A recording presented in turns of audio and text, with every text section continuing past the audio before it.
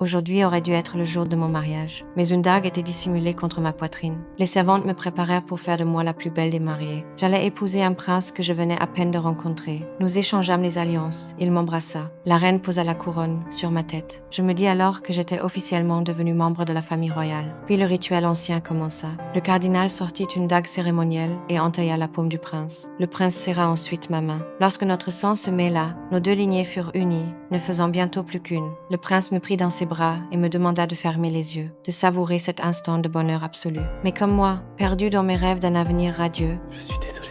et me précipita dans un gouffre sans fond. La peur et le désespoir m'engloutirent. Alors que je criais à l'aide, mes sanglots réveillèrent un dragon endormi. En regardant autour de moi, je me retrouvais entourée de bijoux précieux, éparpillés de partout. La lumière et les échos résonnaient depuis la caverne derrière moi. Je pris le risque d'aller voir. D'innombrables oiseaux, leurs corps dévorés par les flammes, fondirent sur moi. Et à cet instant, il me frappa. Je n'étais rien de plus qu'une offrande royale, sacrifiée au dragon. Son rugissement menaçant tonna derrière moi. Paniquée, je me retournai et pris la fuite. La bête cracha des flammes, prête à me consumer entière. Je me ruai dans une grotte, tentant désespérément de me glisser dans un passage étroit. Mais ma robe délicate se retrouva coincée, alors que les flammes se rapprochaient lentement. Rassemblant toutes mes forces, je me débarrassai de cette lourde robe et m'échappai de l'enfer. Je sortis la dague cachée contre ma poitrine, déchirai le tissu de ma tenue pour en faire des bandages, serrant les dents face à la douleur. J'étais désespérée, mais je devais survivre. Avec le briquet que ma mère m'avait donné, j'allumai une flamme et trouvai mon chemin, à travers la caverne plongée dans l'obscurité.